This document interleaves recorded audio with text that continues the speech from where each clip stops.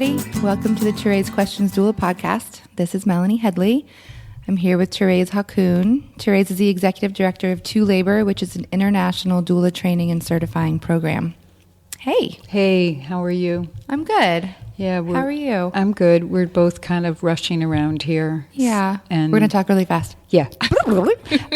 How did you like that show, guys?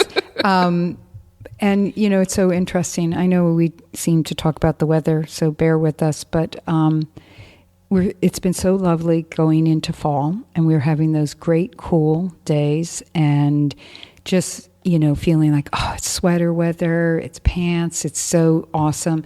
And now we are just stuck in a cloud of humidity. It's horrible. It's just so, like have a sheen of sweat covering everything. And it does. I mean, it's been raining off and on. We're just caught under a really big there's cloud. A hurricane coming. Yeah, it's coming. And I'm leaving town, so I won't be hit by this hurricane. I'll be gone, but you all better be aware. I hear it's actually heading right for Virginia. I got a text from my client, my next client due, and she said, WTF, hurricane coming?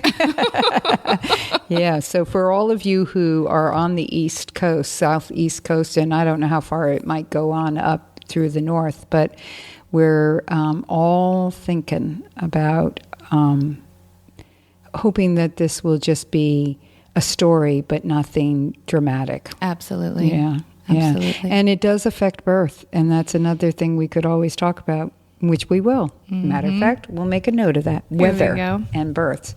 So, all is well.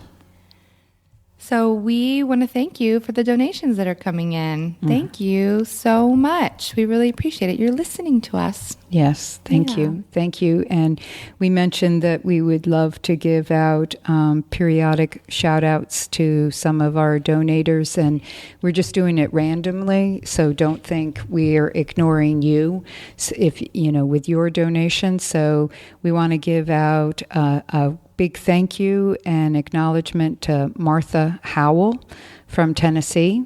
Thank you so much for your donation. And we are also looking forward to meeting you in Richmond for a workshop in January. That is so great. And so excited for you, Martha. Yeah, so thank you, Martha, and thanks to everybody else. And we just want to encourage the donations to continue to keep coming in, and every few episodes, we'll pull somebody's name and we'll give you acknowledgement. So make sure if you have also like a website business, mention it in your donation so we can make sure we acknowledge that as well. So. Yeah, and then so we can check out your business too. It's always fun to see doulas. Absolutely. And what they're doing. And so if you do want to donate, please go to our website, ToLabor.com, and go on the left-hand side, past all of the option tabs, and the one on the bottom is donate. Just click that, or you can scroll past it, and you'll get to our podcast information and click right there, and it'll take you where you need to go. So today, we are going to be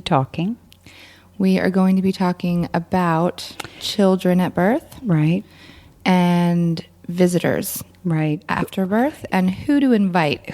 Into your birth period. I like that, into your birth period. Yeah. Because that definitely includes the recovery phase. Yes, exactly. So stay with us.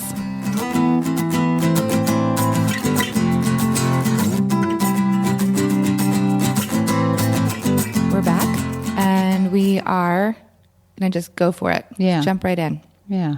So let's talk about first kids and births, and whether children should be at a birth, and how that's decided, and who decides that, and then how you negotiate having children at birth. I mean, I'd rather talk about that than how you negotiate not having your children, you know, what to do with your kids. That's another topic. Right. Which I think most people know how to handle. And I guess it's a different scenario with different birth locations. Right, absolutely. Whether you're birthing at home, hospital, or birth center. And, you know, this is for you as doulas to be bringing up to your clients. It's an important question. I mean, if they have children, one of the questions I would encourage you to ask is, or child, what are your plans for your kid I'm going to just use the plural, for your kids at the birth. When you labor, are you planning to have your children there? I just put it out. That's a big blank. question on my intake form Is too. it? Yeah. What are your plans for your kids? And then what are your plans if those plans fall through? Right. So what's your middle of the night plan? What's your plan if it's during the day? What's your plan if you have time to act, if you have time for people to drive in from out of town? What's your plan if you don't have any time? Right. So just that's good. Sure. Yes.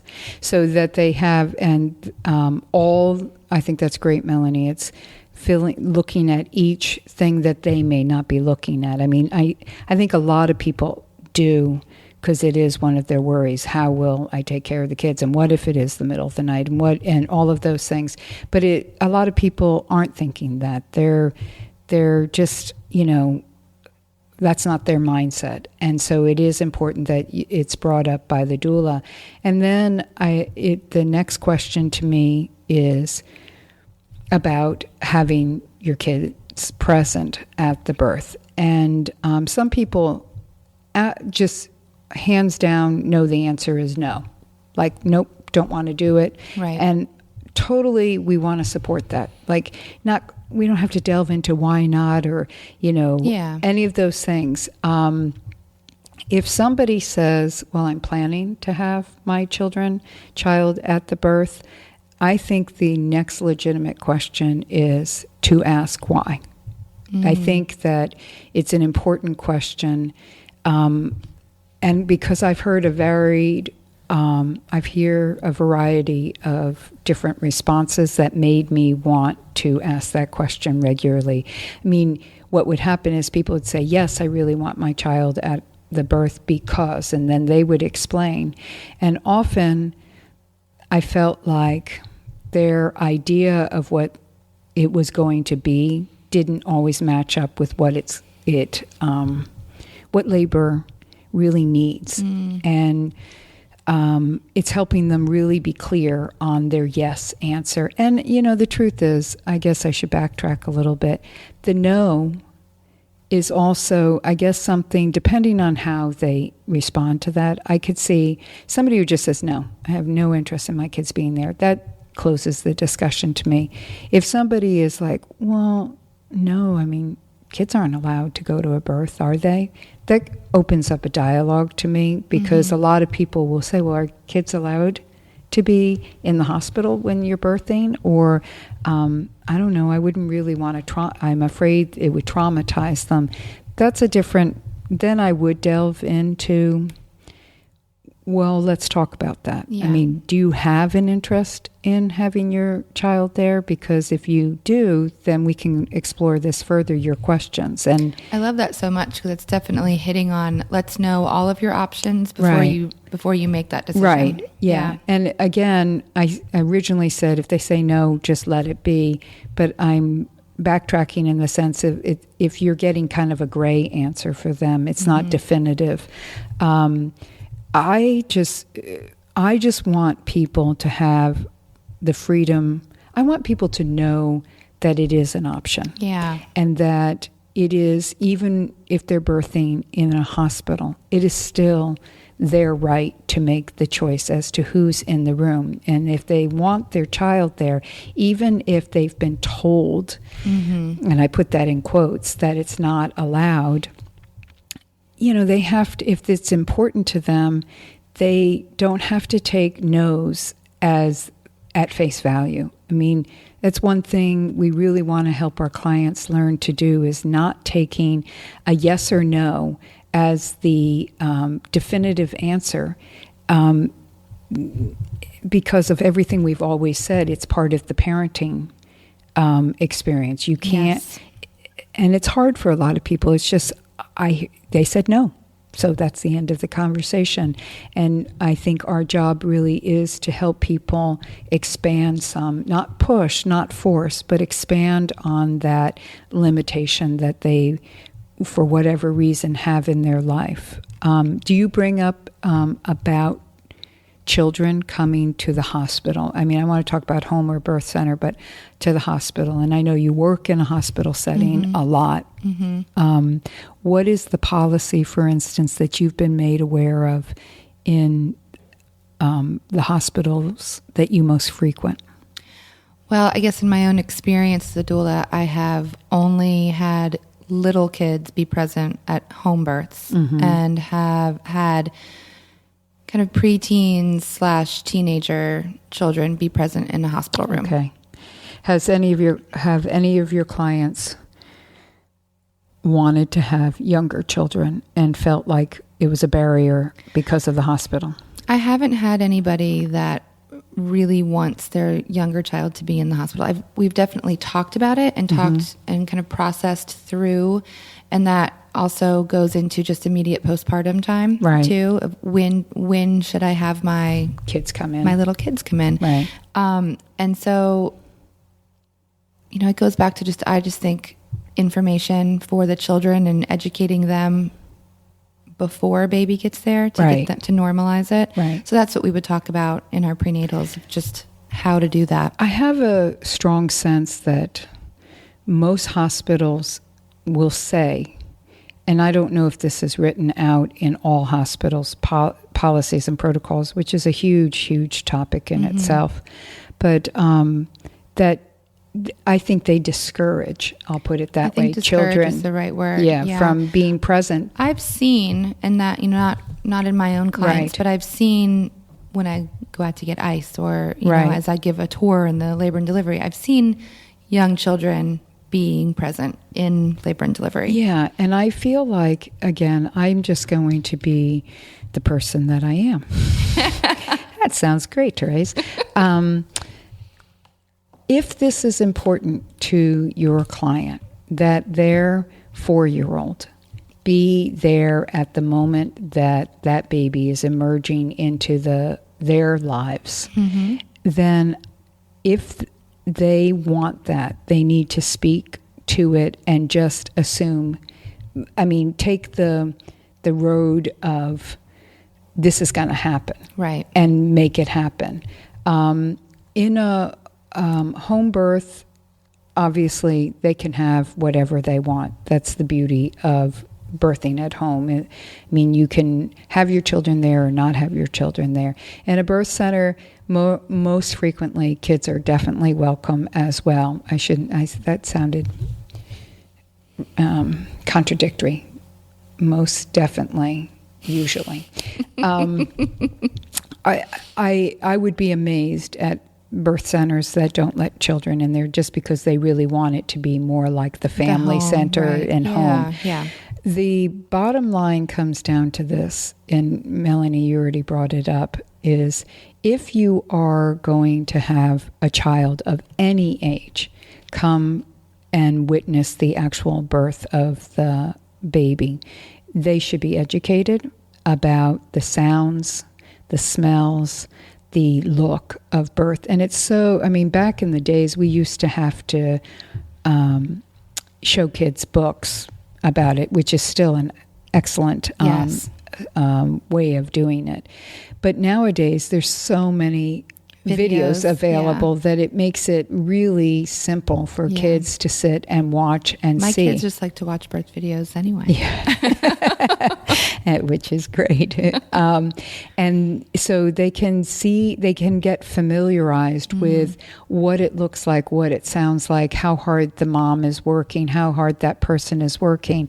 And it's important, I think, also for the parent to make those sounds and talk about it and, talk about how they're going to be distracted and they can't really be focusing in on them because they're going to be working really hard, and use examples of tasks that they have to do, the child has to do, they have to do, where it takes all their concentration and they don't like to be disturbed at that time. Well, and I think that depending on the age of the kids too, that having another person to be there, to be kind of not in charge, but just aware of what that child is doing, so that the laboring woman doesn't feel that pressure of parenting throughout her labor, because that can sometimes slow things down. I think that is, first it's about education, and I think imperative. Like, if you're going to have your children present at the labor, especially in a hospital setting, but at home or birth center as well. My recommendation is, and unless something happens where they can't make it falls through, they should have a designated person for that children, because exactly what you said, that laboring person cannot be doing anything but laboring, and it's really hard when you have that mother brain turned on to turn it off. But if you know that child is being attended to by somebody, and ideally it shouldn't be the partner, because people have said, well, my partner could be, that's who they're obviously most comfortable. No, because the partner needs the main support person. Yeah, it has to be the support. And it can't be you, because you are the support person. Right. And what I always stress is the person you choose there's a criteria and a question to them, or a statement to them. First, they have to be comfortable with birth themselves. And even if they've never seen a birth, they have to be comfortable, which means they have to watch videos. They have to understand what the process is, because that kid is going to pick up on the vibe of that person. Yes, exactly. So if that person, and so is the laboring mother. Exactly. So if that person is nervous or befuddled or grossed out or whatever, then that kid is going to be aware of that. So that's very important. Scared. Exactly. Yeah. And then secondly, and very importantly, the person that they invite has to have this clearly stated. I just want you to understand, I want you there for children. And if all goes the way we hope, you'll be there to watch the birth of the baby. But I can't guarantee you that. It may be that I change my mind, or something's going on and we decide it's better for them not to be in here, or they may want to go to use the bathroom just at the moment that the baby is coming. Right. So I want you to be aware you may not be able to see the actual baby be born. And you want then, again, and I've used this in other times, for them to the client should shut their mouth and wait for the appropriate response back from that person, which would be, of course, I totally get it. I would love to see the baby being born, but I understand my role is going to be with your child. So those are really two important things that I don't think sometimes are discussed when it comes to children. Yeah. Who's going to be there, that there should be, and who that person is, and what the boundary lines are with that person. Absolutely. I had my third baby, I had my older two kids there, and I had a designated friend, Tara, who you all heard a few episodes ago, and the birth was just so fast that when she knocked on the door and finally got to the house, my kids met her at the door and said, "Come see the baby's head." Yeah.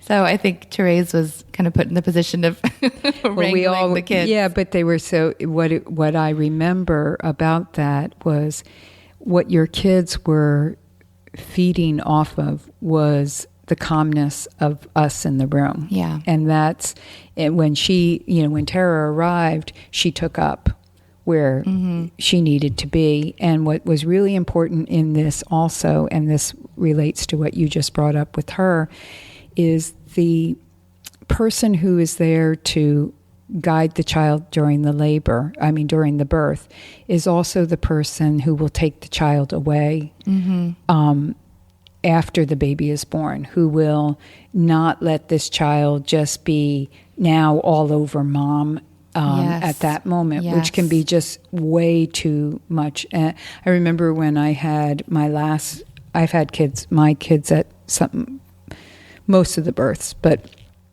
the last one, one was sleeping, so there were 4 that were in the room, and my neighbor was the person in charge of the kids. And as soon as the baby was born, or I shouldn't say as soon as, shortly after the baby was born, and they had all been like, oh my God, and everybody could see the baby. She said, okay, come on, let's go now. And this was at home, so that made it easier in this sense. She said, let's go get the cake ready for, and she had a plan as to how to get the kids out of the room. But even if she didn't, she needed to get the kids out of the room because I needed that time to come back into my body. Yes. And some people... And to bond with your new baby. Exactly. And some people are like, I've been at so many births where their kids are there and they're totally okay with that little one still being present, and the child will be very calm. But some are, wanting to jump on the bed and touch and mom, and it's too much. That's a good point too. It's a good statement to make. Yeah. When your client is talking to that designated person. Here are the plans after delivery. Right. Yeah. So that if it's in the hospital, they can say, okay, come on, let's go back out to the waiting room, or let's go run. We're going to run to the store if it's the middle of the day, and let's go pick up some balloons or something like that. Or let's go get lunch or breakfast or dinner or whatever, and then we'll come back and we can get something for the baby, or, have a plan. The parents can have a plan for that child, also a gift, that they receive also, that they get as a result of being the sibling. The other really important thing to me that I think we have to stress, and I think you do this with your clients, I'm sure as well, which is I don't think any age kid, except, older, yes. And older, I mean like adolescent to adult, teenage. And that's going to be dependent on the kid as well. I just don't think they should be in the room the entire time this person is laboring. They should be in and out as seems good, like come in and check in, and how's mom doing? Everything looking great, everything. And then the mom can see everything's going well with the child. So they still feel like they're a part of the experience, but they're not there the entire time. No, because as we already talked about, she has that mama brain, and I've watched people who are laboring and their kids come in and they just start talking really normal to their child, and then their kid leaves the room and they're right back in the throes of labor. Yeah, that's so hard. It's so hard. Or I've seen them feel really bad, like they can't talk to the child and they're just like, no, quiet. And then the child leaves and they're like, oh, I feel so bad that I, yelled at them. And it's like there's a time and a place for them to come in. And really, in the end, if they really want their child there, it's that emergence of the baby. It's that moment when that baby is coming and the baby is coming up into their arms where they can really see what's going on and have that connection. But, and I've shared this, I think, on this podcast before, and you had one other child who was not present for.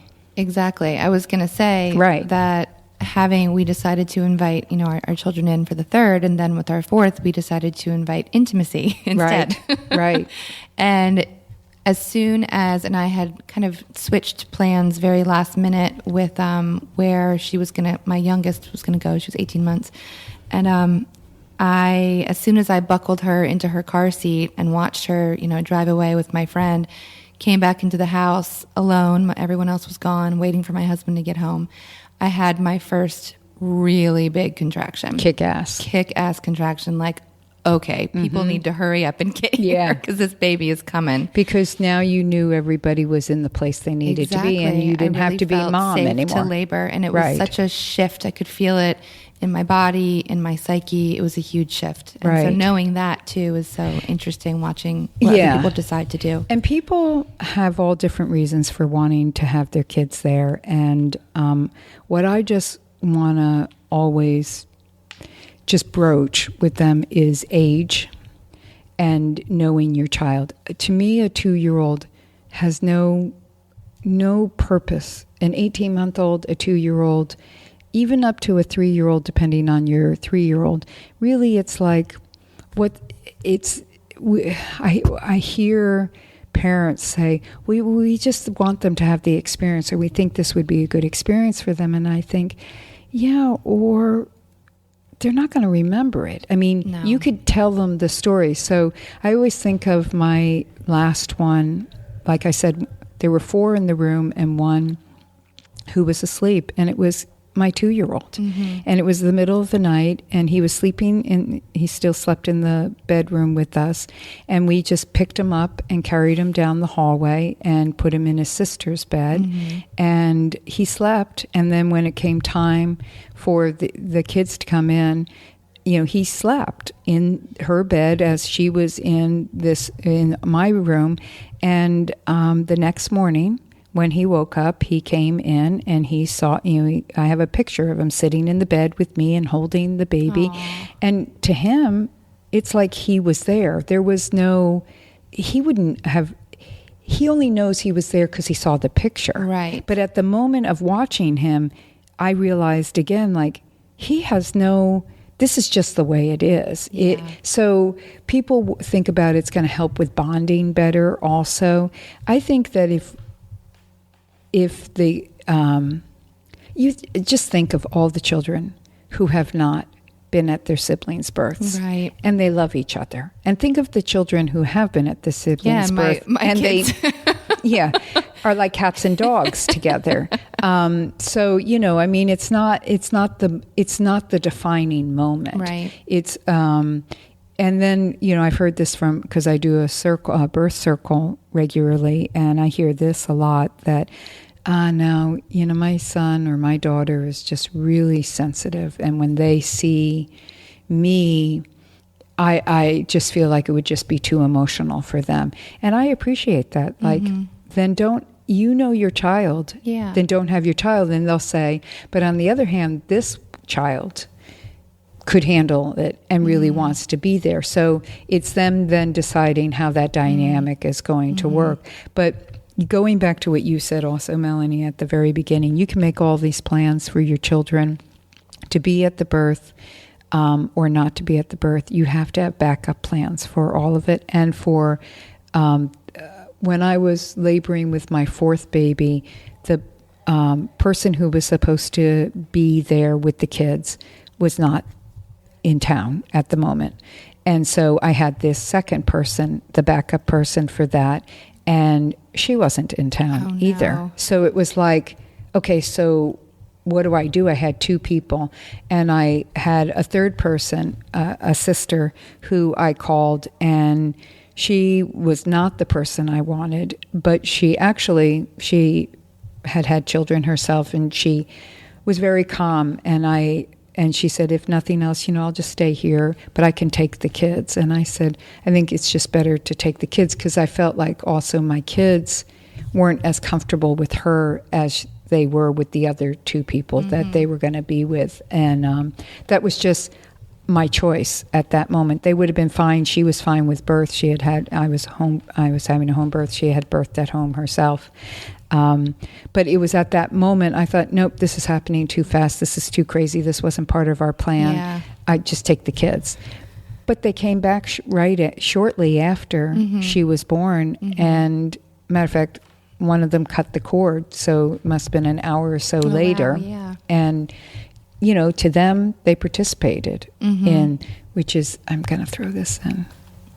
That one who cut her cord was the officiant at her marriage. And he brought that up at the wedding. He said, I cut your cord and now I'm helping marry you and cut a different cord. Yeah, it was beautiful. It was really nice. Now I'm crying. So I think that, go ahead. Well, and I do think that also goes into the few days after the baby is born, who is taking care of your kids or your clients' kids, just to bring this up with your clients. I know for me, I was really sensitive after my first natural birth that I had, and the plan was for my mom to take my older son, who was just 14 months old, up to 2 hours away where she lives, and I gave her that statement that we talked about.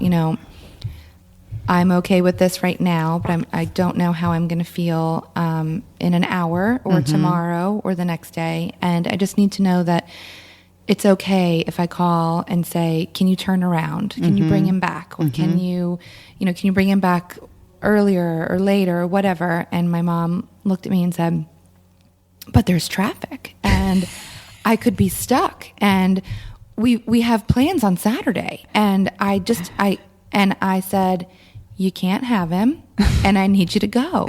Yeah. And it was a really intense time. And my poor husband was like, okay, I guess we're doing this. Okay, let me get her in the car and let me get the kid back in the house. But that was like, it made sense to you. It made sense to me. Yeah. I needed to feel normal, and that didn't feel normal to not have control over my kid. Yeah, and I appreciate that. And it's such a great example to bring up, Melanie, because you do need to know also, is there some flexibility here? Yeah. Can you keep them longer, than I thought? Because some people, it's the opposite. It's that I want them back. Before. Yeah. But it also can be that I may need you to keep them longer. Is that feasible? And if it's not, I get it, because you might have plans, but then maybe there's a backup for that as well. Absolutely. So the bottom line comes down to this, I think, is bring it up to your clients. Ask them what their plans are when it comes to birth and their babies, their children, and the education, the backup plans, who's going to be there, in and out, and also, I guess the add-on to this, which I think we touched on, is if they're not present at the birth, how soon after the baby is born do you want them to come in? Because most people, don't you think, Melanie, think right away. I want them to. Right. And we don't want to discourage or dictate to somebody how they should have their experience. But your job is to point out why there are what things to look at to make a really informed decision on that. And especially looking at that first hour. I mean, that's what everyone has heard of now, the golden hour, the magic hour. And really describe what that hour really looks like. Right. That hour looks like your care provider is going to be inspecting your vagina and potentially making a repair. And so there's a big bright light shining into your vagina.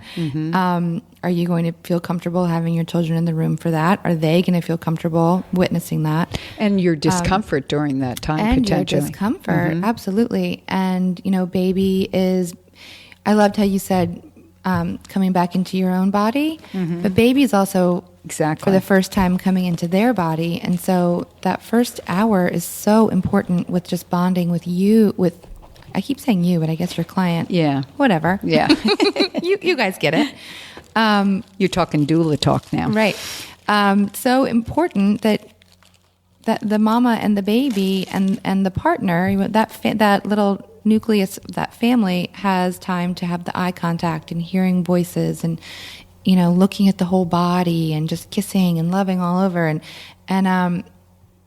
take it. I do encourage my clients who do not have the kids in the room to wait until after that hour at least is up. Sometimes even depending on the kid and how sensitive they are. Waiting till they go to a different room. And also, I guess it is dictated also how the birth goes as well. So I think we've covered a lot of ground here about having kids at births and what to do with your clients and an important topic around it. And I'm thinking. Yeah, it looks like we can make the inviting other people into the birth a whole other episode. So this will be part 1. Yeah. And stay tuned for part 2. Yeah, next week. Yeah. Thanks for listening. Thanks, everyone. Thanks for staying with us to hear our tip. ToRAISE is a good one today. Yeah, this is... so the tip is doulas will help clients learn how, or they encourage them to do birth plans and go in and talk to their care provider about what their desires are for this upcoming birth, and totally believe that, support it. But coming in at it in a different direction is what I've begun, years ago, understood and really, begun to really try to put out there, is that instead of the client coming into the care provider and saying, I would like this to happen and this to happen, and I don't want this and I don't want that unless these all are medically necessary. Instead, coming to the care provider and saying, so when I'm in labor, what is it I should expect from you and from the hospital staff? Like, for instance, what are your protocols around doing IVs? How often will you be checking in on me? Will you be there while I labor? Will you come in once it's over? And not many more things than that. I mean, even that is asking too many questions. It's kind of like, what is it that will happen? And listen to their response. And then, well, once the baby is born, what should I expect? What is your normal protocols once the baby is born? Hearing that the care provider says, well, then once the baby is born, we're going to put the baby right up on your chest, and we can do delayed cord clamping, and we're going to leave you as undisturbed as possible. Well, then great. But if they say, well, once the baby is born, we will suction the baby, and then we'll cut the cord, and the baby will be handed off to the nurse who baby needs to be assessed. Right. And yeah. And all, and then they go on with what they routinely do. It is really informative to the client. And here's the reason I don't want to be negative here. I'm just being real and realistic. Then they know the absolute truth. Because there are care providers who, when the client says, I want this, that, and the other, I want delayed cord clamping, I want the baby right up on my chest as right after the baby is born, they may just very easily say yes. But they have that's not their norm. That isn't their protocol. And they just go, okay, yeah, okay. And with the intention not really being there to follow through with that, because they're going to do what their routines are. And it can be very eye-opening to the client, is what I'm trying to say, is that they will have a definitive idea of who their care provider is, instead of wondering, did they just yes me, or did they not? What is the truth here on this story? And I think it's a better way to ask, because I like when people say to me, so Thérèse, what do you normally do? Instead of them saying, well, this is what I want, this is what I want, this is what I want. And then we can have a conversation about it in a different, I'm transparent then. I like that so much, because I have so many people come to me and say, oh, well, I'm with this provider, and yeah, they've signed up for my birth plan, they've agreed to do whatever, and I, having worked with that provider numerous times before, know that is way out of their comfort zone. Exactly. And I have even brought it up with clients before, saying something like, if this is the way that your provider feels comfortable in practicing, these ways of practicing, then by you asking them to practice a different way is almost unfair to the provider. And it clarifies, and it doesn't mean that the care provider can't do it, because they may, if then they say, well, this is what I'm going to do, this is what we normally do. The client can say, okay, well, what I prefer and what is based in the evidence I've looked at and what I believe to be the healthiest choice from all the evidence that your own organizations have put out there is that I'd like X, Y, and Z. And that care provider may honestly then at that moment go, oh, well, I can do that. Yeah, you asked what my routine is. Most people don't ask for that. So there are some that they're not anti. They go along with whatever they're going to do because that's what they do. And they're not necessarily opposed to it. It just helps, I think, with clarity. And a lot of them are like, no, we just don't do that. And that helps the client know, is this the right care provider for me? Yep. Should I maybe change? And so that's my tip, is helping your clients reframe how they understand their care providers' protocols. That's great. Thank you so much for listening, everybody. And if you have any stories about children attending births or questions, funny stories. Yep. You know, kids say and do funny things. Yes. Send them in. We would love to read those. Yeah. And if you have any questions, let us know. Yeah. So let's just put that out there again too. Our email address is ToRAISEQuestions@gmail.com. If you have any comments or want to share something or questions, or you would like to be a guest, meaning, you know, we can review a birth with you or something, please let us know. Thanks a lot.